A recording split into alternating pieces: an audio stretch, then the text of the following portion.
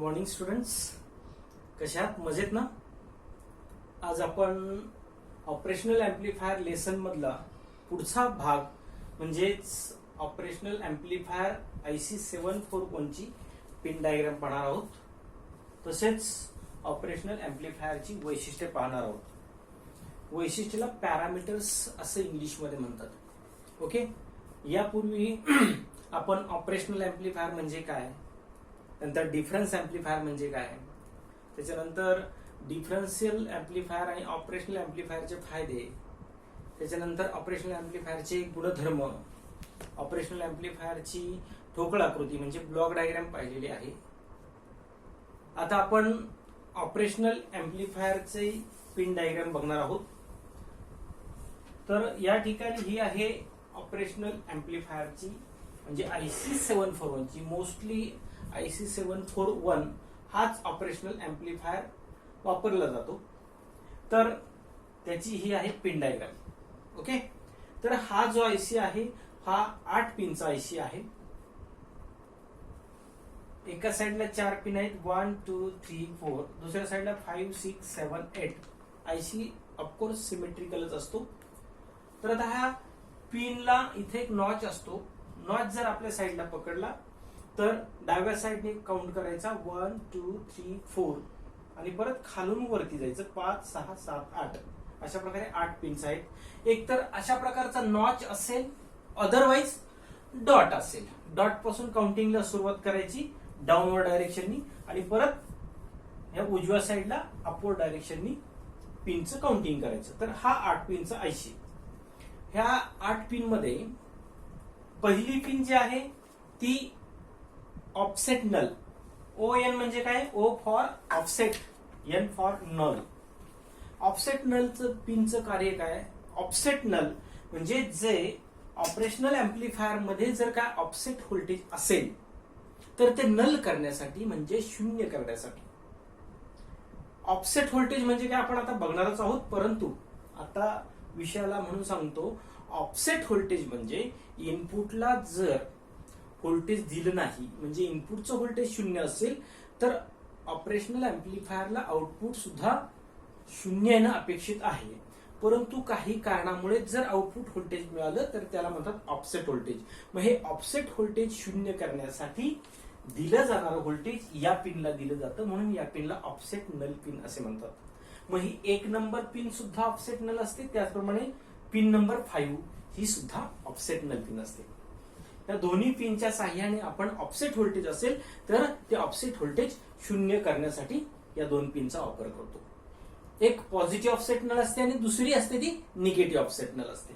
Okay, त्याच्यानंतर operational एम्प्लीफायरला 2 inputs असतात. ती 2 इनपुट्स या ज्या 2 पिनद्वारे देतात त्यांना इनपुट पिन्स म्हणतात.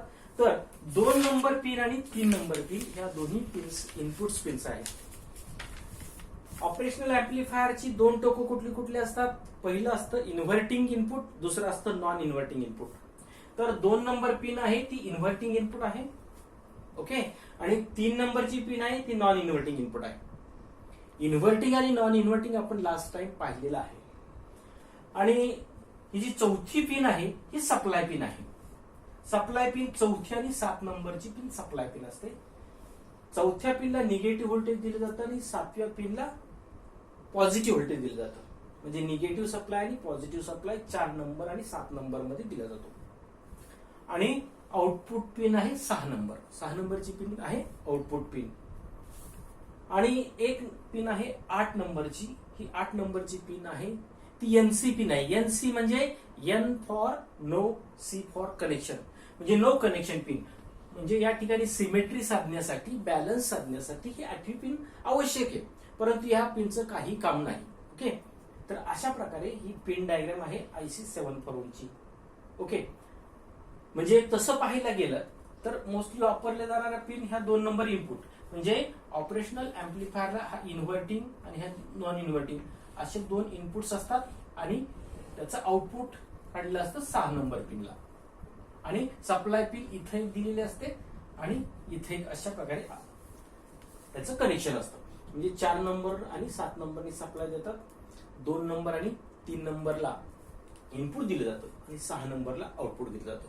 आणि जर ऑफसेट व्होल्टेज असेल तर या 2 पिन पैकी एका पिनला व्होल्टेज दिलं जातं आणि एनसी ही पिन जोडली जात नाही, याला कुठल्याही प्रकारचं कनेक्शन नसतं. तर ही आहे सर्वसाधारण IC 741 ची पिन डायग्राम. आता आपण पाहणार आहोत ऑपरेशनल अँप्लिफायरची वैशिष्ट्ये. आता पहिलं वैशिष्ट्य, याला इंग्लिशमध्ये पॅरामीटर्स म्हणतात. तर खरं तर पॅरामीटर्स म्हणजे मापदंड असा त्याचा अर्थ होतो, पण मापदंड शब्द प्रॉपर वाटत नाही म्हणून आपण याला वैशिष्ट्य म्हणतो किंवा गुणधर्म म्हटलं तरी काही प्रॉब्लेम नाही. तर आता इनपुट बायस करंट IB. आता इनपुट बायस करंट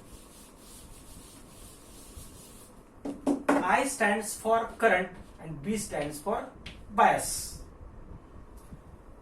तर इनपुट बायस करंट म्हणजे काय, तर ऑपरेशनल अँप्लिफायरला 2 इनपुट टर्मिनल्स असतात.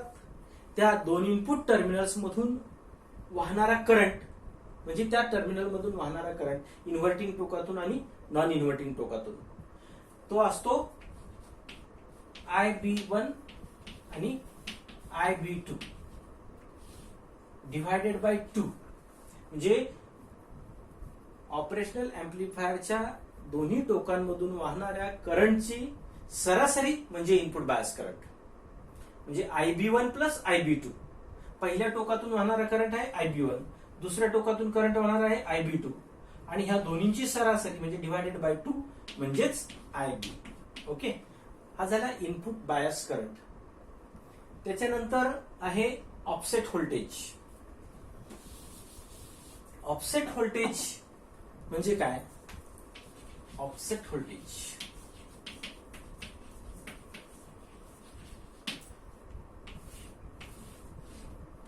दोन्ही इनपुट टोकांना व्होल्टेज जर 0 दिलेला असेल तर आउटपुट 0 असायला पाहिजे. जर हे 0 दिलेलं असताना इथं जर काय XYZ सपोज 1 व्होल्ट मिळत असेल तर 1 व्होल्ट हे ऑफसेट व्होल्टेज झालं.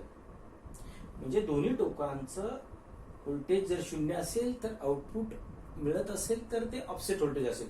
आता दोन्ही टोकांना 0 किंवा जर दोन्ही टोकांना सारखंच व्होल्टेज दिलं, समजा याही टोकाला 7 दिलं, याही टोकाला 7 दिलं, म्हणजे सपोज हे इन्व्हर्टिंग टोक आहे, हे नॉन इन्व्हर्टिंग टोक आहे, दोन्हींना जर एक सारखंच व्होल्टेज दिलं तर हा अँप्लिफायर काय करतो, इनपुट मधला फरक वाढून देतो.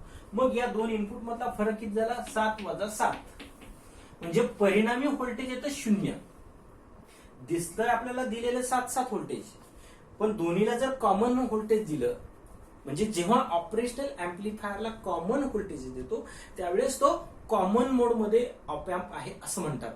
म्हणजेच ऑपरेशनल अँप्लिफायर जेव्हा कॉमन मोड मध्ये असेल तेव्हा त्याचं input differential voltage VID, V stands for voltage, I stands for input, D stands for differential, म्हणजे इनपुट डिफरन्शियल व्होल्टेज जर 0 असेल तर आउटपुटला सुद्धा 0 व्होल्टेज असायला पाहिजे. आणि हे जर 0 नसेल, काही असेल XYZ, तर त्या आउटपुटला मिळणाऱ्या व्होल्टेजला ऑफसेट व्होल्टेज असं म्हणतात. ओके, मग अशा प्रकारे इनपुट 0 असताना किंवा ऑपरेशनल अँप्लिफायर कॉमन मोड मध्ये असताना जर आउटपुटला काही व्होल्टेज मिळत असेल तर त्या व्होल्टेजला ऑफसेट व्होल्टेज असं म्हणतात.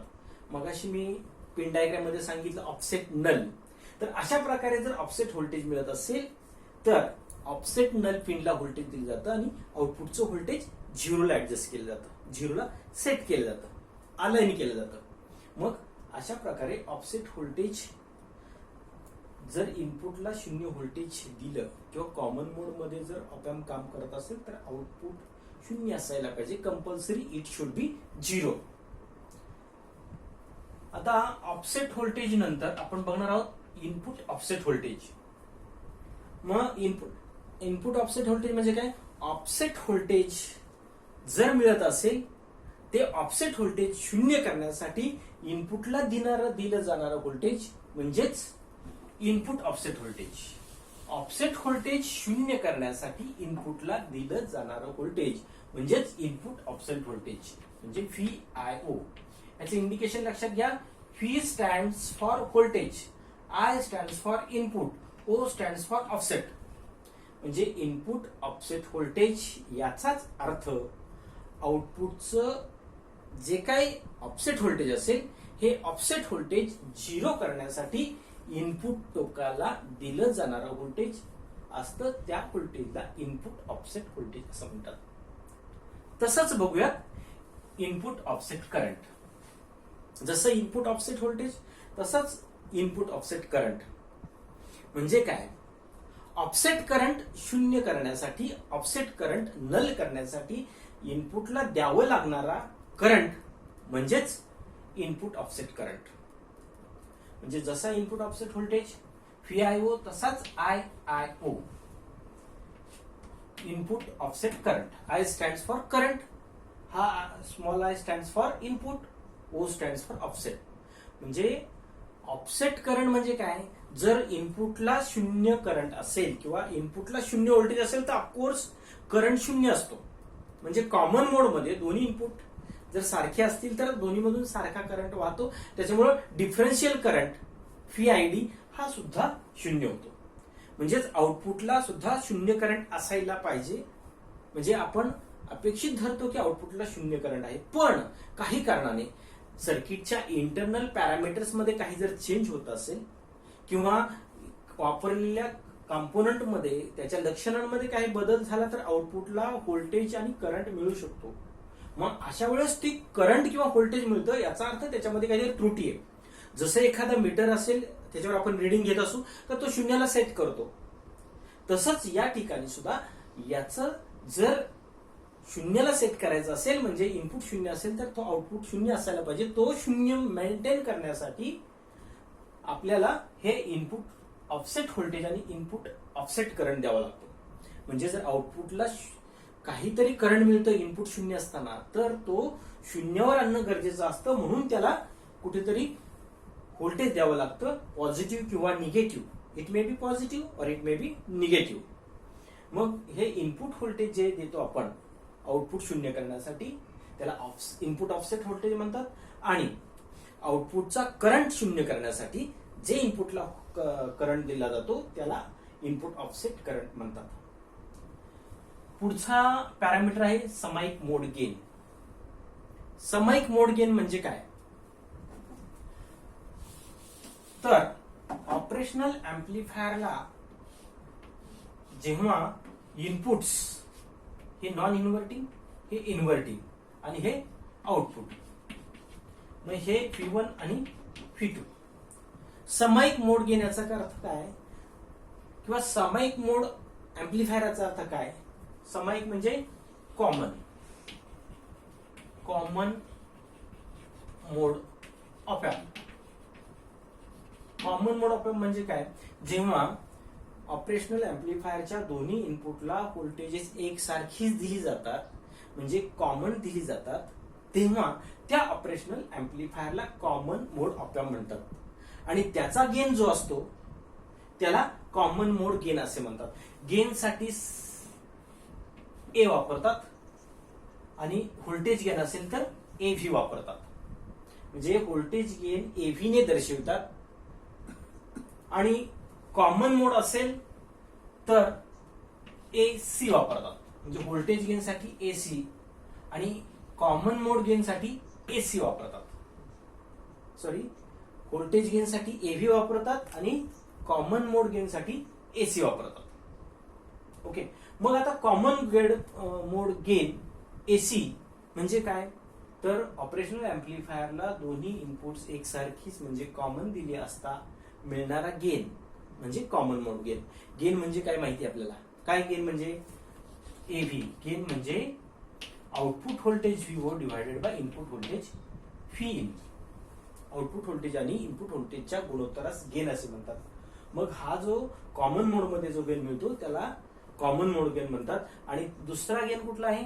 विभेदी प्रकारचा गेन. विभेदी म्हणजेच डिफरन्शियल मोड गेन. विभेदी म्हणजे काय? Differential mode gain. Differential mode gain यालाच AD असं म्हणतात.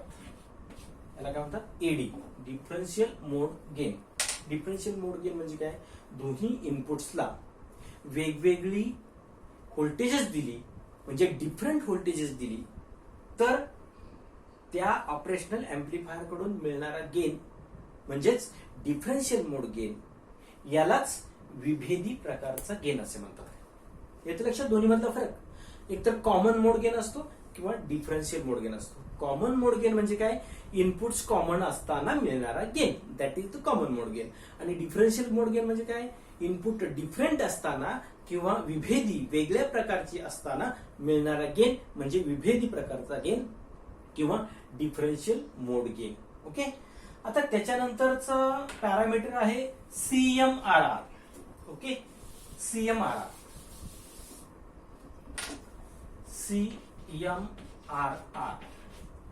याचा फुल फॉर्म आहे common mode rejection ratio. Common mode rejection ratio म्हणजे CMRR.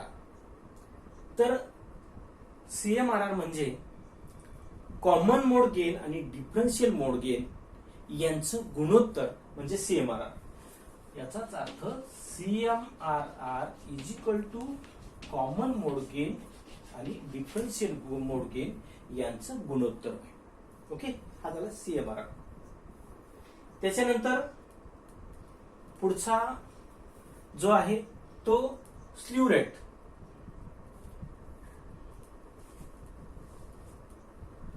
आता स्लीव रेट म्हणजे काय, ऑपॅम्पच्या जे काही इनपुट दिल्यानंतर आउटपुट मिळतं, तर हे इनपुटच्या प्रमाणात आउटपुट किती प्रमाणात बदलतं, तर ह्या बदलाला किंवा आउटपुटच्या जास्तीत जास्त बदलाच्या दराला स्लीव रेट असं म्हणतात. म्हणजे इनपुट दिल्यानंतर आउटपुट किती प्रमाणात बदलतं त्यातला जास्तीत जास्त बदलाचा दर म्हणजे स्लीव रेट होय. तर अशा प्रकारे ही ऑपरेशनल एम्प्लिफायरची वैशिष्ट्य किंवा पॅरामीटर्स आहेत. याही पेक्षा वेगळी पॅरामीटर्स आपल्याला काय पाहिजे, तर ती पॅरामीटर्स, पहिलं त्यातले पॅरामीटर म्हणजे 7वे 8वे नंतर 9व. आता एक एक बघूयात आपण. 9व पॅरामीटर आहे close loop gain. Closed loop gain आणि open loop gain. Open loop gain. आता क्लोज लूप गेन आणि ओपन लूप गेन पाहण्यापूर्वी आपल्याला हे माहिती असायला पाहिजे की क्लोज लूप आणि ओपन लूप काय प्रकार आहे. तर आपण पहिल्यांदा पाहूयात क्लोज लूप आणि ओपन लूप म्हणजे काय. म्हणजे हा ऑपरेशनल एम्प्लिफायर, एक लक्षात घ्या, ऑपरेशनल एम्प्लिफायरचं चिन्ह काढताना दोन इनपुट असे दाखवायचे असतात त्रिकोणाला. इथं आउटपुट दाखवायचं असतं, इथं सप्लाय दाखवायचं असतो. म्हणजे ही 4 नंबर पिन ही आणि ही 7 नंबर पिन, ही 6 नंबर पिन असते, ही 2 नंबर पिन असते आणि ही 3 नंबर असते. 2 नंबर असते इन्व्हर्टिंग, 3 नंबर असते नॉन इन्व्हर्टिंग. मग आता ओपन लूप आणि क्लोज लूप ही संकल्पना आपण पहिल्यांदा समजावून घेऊयात. एक आपल्याला माहिती आहे की ऑपरेशनल एम्प्लिफायरचा गेन हा अतिशय उच्च असतो, किंबहुना आपण असं म्हणतो की ऑपरेशनल एम्प्लिफायरचा गेन हा इन्फायनाइट असतो. जर ऑपरेशनल एम्प्लिफायर आयडियल असेल तर त्याचा गेन इन्फायनाइट असतो. इन्फायनाइट म्हणजे काय, अनंत असतो. मग अनंत गेन असेल तर आपण सर्किटमध्ये कुठेही ते वापरू शकत नाही. म्हणून ऑपरेशनल एम्प्लिफायरचा गेन कमी करणं आवश्यक असतं. मग हे गेन कमी करण्यासाठी काय करतात, फीडबॅक द्यायची पद्धती. म्हणजे हे आउटपुट आहे आणि हे इनपुट आहे, इथं फीडबॅक दिलं जातं. मग हे फीडबॅक देऊन आउटपुट काही इनपुटला दिलं जातं. अर्थात जर पॉझिटिव्ह फीडबॅक असेल तर इनपुटचं व्होल्टेज वाढतं, परंतु त्यासाठी ऑलवेज निगेटिव्ह फीडबॅक वापरतात. आणि निगेटिव्ह फीडबॅक दिल्यामुळे काय होतं, मग इथलं व्होल्टेज, परिणामी व्होल्टेज कमी केलं जातं. कारण हे प्लस असेल आणि हे जर इकडून दिलं म्हणजे निगेटिव्ह फीडबॅक, हे मायनस असेल, मग दोन्हीची वजाबाकी होते, परिणामी व्होल्टेज कमी होतं. म्हणजे निगेटिव्ह फीडबॅक देऊन ऑपरेशनल एम्प्लिफायरचं आउटपुट कमी केलं जातं. म्हणजे परिणामी आउटपुट कमी होतं, कारण ऑटोमॅटिकली इनपुट कमी केलं जातं, कारण दोन्हीची बेरीज होते. हे प्लस असतं आणि हे इकडून दिलेलं मायनस असतं. अशा प्रकारे ते निगेटिव्ह फीडबॅक सर्किट आपण बनवतो आणि इथं फीडबॅक देतो. आणि हे फीडबॅक दिल्यामुळं इनपुटचं व्होल्टेज कमी केलं जातं, परिणामी आउटपुटचं व्होल्टेज कमी केलं जातं. मग जेव्हा अशा प्रकारे आउटपुट इनपुटला दिलं जातं तेव्हा याला म्हणतात फीडबॅक. आणि आउटपुट आणि इनपुट जेव्हा क्लोज केलं जातं, ह्या फीडबॅक सर्किटच्या सहाय्याने किंवा या रेजिस्टरच्या सहाय्याने, म्हणजे हे दोन्ही क्लोज केली जातात तेव्हा त्याला म्हणतात close loop op amp. Okay. आणि जर फीडबॅक नसेल, हे काढून टाकलं, तर तो होतो ओपन लूप ऑप एम्प. म्हणजे या ठिकाणी फीडबॅक दिल्यानंतर म्हणजे दोन्ही टोकं क्लोज केली जातात त्यावेळेस तो क्लोज लूप होतो, आणि हे ओपन केले जातात त्यावेळेस तो ओपन लूप ऑप एम्प होतो. येते लक्षात? म्हणजे जे क्लोज लूप ऑप एम्प आणि ओपन लूप ऑप एम्प त्यांचा गेन, संबंधित अम्प्लिफायरचा गेन म्हणजे ओपन लूप गेन आणि क्लोज लूप गेन. म्हणजेच आपण त्याची डेफिनेशनच करायचं म्हटलं तर असं करता येईल. जेव्हा ऑपरेशनल अम्प्लिफायरला फीडबॅक दिलेला असतं, म्हणजे जेव्हा तो क्लोज लूप असतो तेव्हा त्याचा येणारा गेन म्हणजे क्लोज लूप गेन. म्हणजेच ऑपरेशनल अम्प्लिफायरला फीडबॅक दिलेला असताना मिळणारा गेन म्हणजे ऑपरेशनल अम्प्लिफायरला फीडबॅक दिलेला असताना आउटपुट व्होल्टेज आणि इनपुट व्होल्टेजचा गुणोत्तर म्हणजेच क्लोज लूप गेन. तसंच ओपन लूप गेन म्हणजे काय? जेव्हा फीडबॅक दिलेलं नसतं तेव्हा तो ओपन लूप होतो. मग अशा प्रकारे फीडबॅक दिलेलं नसताना आउटपुट व्होल्टेज आणि इनपुट व्होल्टेजांचं गुणोत्तर म्हणजेच ओपन लूप गेन होईल. तर अशा प्रकारे हा क्लोज लूप गेन आणि ओपन लूप गेन. म्हणजे आता याच्यातून आपल्याला एक क्लिअर झालं ओपन लूप ऑप एम्प म्हणजे काय, क्लोज लूप ऑप एम्प म्हणजे काय, आणि संबंधितांचा ओपन लूप गेन आणि क्लोज लूप गेन म्हणजे काय. ओके. त्याच्यानंतर आपण बघणार आहोत बँडविड्थ. बँडविड्थ याला मराठीत म्हणतात पटरुंदी. बँड म्हणजे काय? या ठिकाणी बँड याचा अर्थ विशिष्ट पट्टा. हा पट्टा कशाचा असतो? तर तो वारंवारतेचा पट्टा असतो. वारंवारतेचा पट्टा.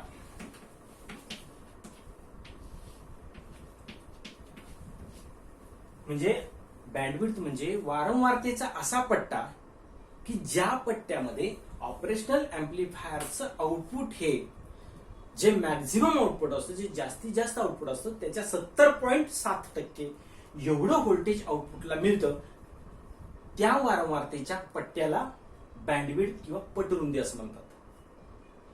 म्हणजे तो समजा असू शकतो बाबा की 20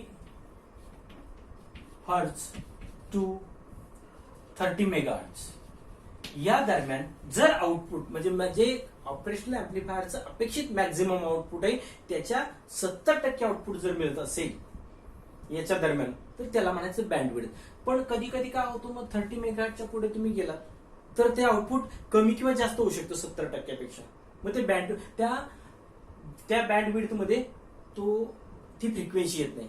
तर अशा प्रकारे बँडविड्थ म्हणजे वारंवारतेचा असा पट्टा की ज्या पट्ट्यामध्ये ऑपरेशनल अम्प्लिफायरचं आउटपुट हे मॅक्झिमम आउटपुटच्या 70%च्या दरम्यान मिळतं, त्याला म्हणतात बँडविड्थ. ओके. आता त्याच्यानंतर बँडविड्थ नंतर बघणार आहोत आपण वारंवारता प्रतिसाद. वारंवारता प्रतिसाद म्हणजे ऑपरेशनल अम्प्लिफायरला काही विशिष्ट फ्रिक्वेन्सी दिल्यानंतर त्याचा प्रतिसाद कसा मिळतो. म्हणजेच आपण एसी सिग्नल देतो तेव्हा वेगवेगळ्या फ्रिक्वेन्सीचा सिग्नल ऑपरेशनल अम्प्लिफायरला आपण दिलं जातो किंवा देतो. मग हा वेगवेगळ्या फ्रिक्वेन्सीचा सिग्नल मिळाल्यानंतर त्याचा आउटपुटचा रिस्पॉन्स कसा आहे, आउटपुट व्होल्टेज कसं बदलतं, हा जो बदल आहे किंवा हा जो ऑपरेशनल अम्प्लिफायर कडून मिळणारा जो काही प्रतिसाद आहे त्या प्रतिसादाचा आलेख जो असतो त्याला म्हणतात वारंवारता प्रतिसाद. म्हणजेच इंग्लिशमध्ये त्याला फ्रिक्वेन्सी रिस्पॉन्स असं म्हणतात. काय म्हणतात? Frequency response. म्हणजे कुठलेही इलेक्ट्रॉनिकचं डिव्हाइस सर्किट डिझाईन करताना त्याला चांगला रिस्पॉन्स मिळावा फ्रिक्वेन्सीला, बँडविड्थ त्याची मोठी असावी असा प्रयत्न केला जातो. याच्यानंतर 2 वैशिष्ट्य आपल्याला राहिलेली ते बघायची. एक आहे इनपुट इम्पिडन्स. इनपुट इम्पिडन्स आणि आउटपुट इम्पिडन्स.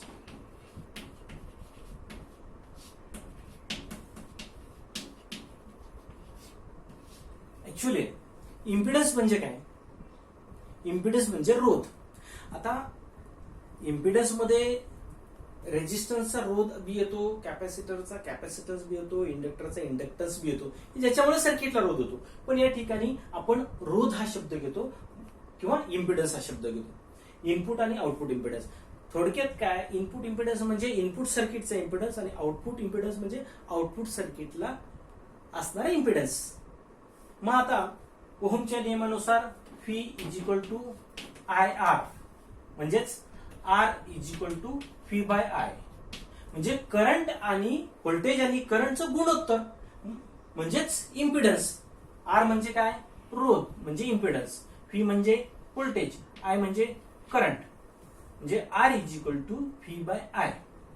मग या नियमानुसार इनपुट इम्पिडन्स म्हणजे काय, इनपुटला असलेलं व्होल्टेज VI भागिले II हा झाला इनपुट इम्पिडन्स. आणि आउटपुट इम्पिडन्स म्हणजे काय, हा RI म्हणूयात आपण. RI म्हणजे इनपुट इम्पिडन्स, RI बरोबर VI / II, म्हणजे इनपुट व्होल्टेज आणि इनपुट करंट यांच्या गुणोत्तराला इनपुट इम्पिडन्स असं म्हणायचं. आणि आउटपुट इम्पिडन्स म्हणजे काय, आउटपुट व्होल्टेज आणि आउटपुट करंट यांचं गुणोत्तर. सिंपल. म्हणजे RO म्हणजे output voltage VO, V stands for voltage, O stands for output. तसंच output current, I stands for current, O stands for output. म्हणजे हे तुम्ही सूत्राच्या स्वरूपात जरी लक्षात ठेवलं, O म्हणजे आउटपुट, I म्हणजे इनपुट, मग R म्हणजे इम्पिडन्स किंवा रोध, म्हणजे आउटपुट रोध बरोबर आउटपुट व्होल्टेज आणि आउटपुट करंट यांचं गुणोत्तर म्हणजे आउटपुट इम्पिडन्स. तर ही सगळी पॅरामीटर्स जे आहेत हे पॅरामीटर्स ऑपरेशनल अँप्लिफायरचे आहेत. तर अशा प्रकारे आपण आज पिन डायग्राम आणि ही पॅरामीटर्स पाहिलेली आहेत. आता हे पिन डायग्राम आणि पॅरामीटर्सच्या नोट्स मी तुम्हाला व्हॉट्सअपला देतो, त्याचप्रमाणे गुगल क्लासरूमला देतो. परंतु गुगल क्लासरूम बऱ्याच मुलांनी गुगल क्लासरूमला बरीच मुलं जॉईन झालेली नाही. त्याच्यामुळं मी प्रत्येक लेक्चरला सांगतोय की उरलेल्या लोकांनी जॉईन व्हा, अडचण असेल तर मला फोन करा. त्याच्यामुळे गुगल क्लासरूमवर दिलेला स्टडी मटेरियल असेल किंवा असाइनमेंट असेल त्या मुलांना ते मिळणार नाहीत. सो मी याच्या नोट्स गुगल क्लासरूमला आणि व्हॉट्सअपला देतोय. गुगल क्लासरूमला मुलं जॉईन न झाल्यामुळे मला व्हॉट्सअपला द्यावे लागतात. तर दोन्हीकडे तुम्हाला त्या उपलब्ध होतील. आणि त्याचबरोबर असाइनमेंट मी मागची असाइनमेंट सुद्धा तुम्हाला गुगल क्लासरूमला दिलेली आहे, व्हॉट्सअपला दिलेली आहे, त्याचप्रमाणे गुगल फॉर्म मध्ये दिलेले. आता या तिन्हीकडे द्यायचा उद्देश काय की ते ऍप्लिकेशन्स तुम्हाला वापरता यावेत म्हणून मी हे तुमच्यासाठी तिन्हीकडे उपलब्ध करून देतोय. ते एका कुठेतरी ठिकाणी दिले तरी आपला उद्देश सफल होतोय, पण तुम्ही ही सगळी ऍप्लिकेशन्स वापरायची. आता ह्या आपण इलेक्ट्रॉनिक्सचे स्टुडंट आहोत, टेक्नो सॅव्ही असायला पाहिजे म्हणून ही सगळी ऍप्लिकेशन्स तुम्ही वापरावीत ह्या उद्देशाने मी हे तिन्ही ऍप्लिकेशन तुम्ही वापरायचे. व्हॉट्सअप आपण सगळे वापरतो, पण गुगल क्लासरूम आपण अजून मुलं वापरत नाहीयेत. ओके. आणि मग ह्या असाइनमेंट दिल्यानंतर त्या असाइनमेंट सोडून तुम्ही मला गुगल फॉर्म भरला की तो आपोआप जमा होणार आहे आणि तुमचा रेकॉर्ड राहणार आहे. गुगल क्लासरूमचं सुद्धा रेकॉर्ड राहत आहे आणि गुगल फॉर्मला सुद्धा रेकॉर्ड राहते तुमचं. म्हणजे केव्हाही ते मलाही चेक करता येईल आणि तुम्हालाही बघता येईल. तर अशा प्रकारे या ठिकाणी आज आपण थांबणार आहोत. आज आपण काय पाहिलं, ऑपरेशनल अँप्लिफायरची पिन डायग्राम म्हणजे IC 741 ची पिन डायग्राम आणि ऑपरेशनल अँप्लिफायरचे पॅरामीटर्स म्हणजेच वैशिष्ट्ये बघितले आहेत. तर याच्या नोट्स मी तुम्हाला देणार आहे, त्या नोट्स तुम्ही वाचायच्या आणि हा जो व्हिडिओ अपलोड करणार आहे तो व्हिडिओ व्यवस्थित काळजीपूर्वक बघायचा आहे प्रत्येकाने, कारण कालचे व्हिडिओ टाकलेले आहेत ते सगळ्या मुलांनी अजून बघितलेले नाही. म्हणजे याचा अर्थ तुम्ही ही लेक्चर अटेंड केलेलं नाही असा त्याचा अर्थ होतो. या अर्थात तुम्ही अब्सेंट आहात. रोजच्या रोज व्हिडिओ लेक्चर्स बघावी लागतील, कारण काय होतं आजचं लेक्चर जर एखाद्याने डायरेक्ट बघितलं तर त्याला मागच्या गोष्टी माहीत नसल्यामुळे संदर्भ लागणार नाही. त्याच्यामुळं ज्या दिवशी लेक्चरचा व्हिडिओ पडेल त्याच दिवशी बघायचा, त्याच दिवशी अभ्यासाचा, त्याच दिवशी नोट्स लिहायच्या, त्याच दिवशी असाइनमेंट लिहायची. ओके. म्हणजे आपला तो पार्ट क्लिअर होत जाईल. तुम्ही जर नंतर एकदम सगळे व्हिडिओ बघायचा प्रयत्न केला तर गडबड होईल, किंवा पहिले 2 सोडलेले एकदम तिसरा व्हिडिओ जर तुम्ही बघायला घेतला तर तुम्हाला पहिल्या गोष्टींची लिंक पुढे असते, त्याच्यामुळं तुम्हाला हे लेक्चर समजणार नाही. ज्यांनी मागचं लेक्चर अटेंड केलं नाही किंवा मागचा व्हिडिओ बघितला नाही त्यांना हा व्हिडिओ किंवा ह्या व्हिडिओ मधलं जे काही लेक्चर आहे किंवा जे काही पॉईंट्स आहेत ते समजणार नाहीत. त्यामुळे रोजचा रोज व्हिडिओ बघितलाच पाहिजे, म्हणजे आपण वर्गात आल्यासारखं होतंय, तुम्ही वर्गात क्लास अटेंड केल्यासारखं होतंय. ओके, तर सर्वांनी हा व्हिडिओ पाहाल अशी आशा करतो आणि आज या ठिकाणी थांबतो. Okay, thank you.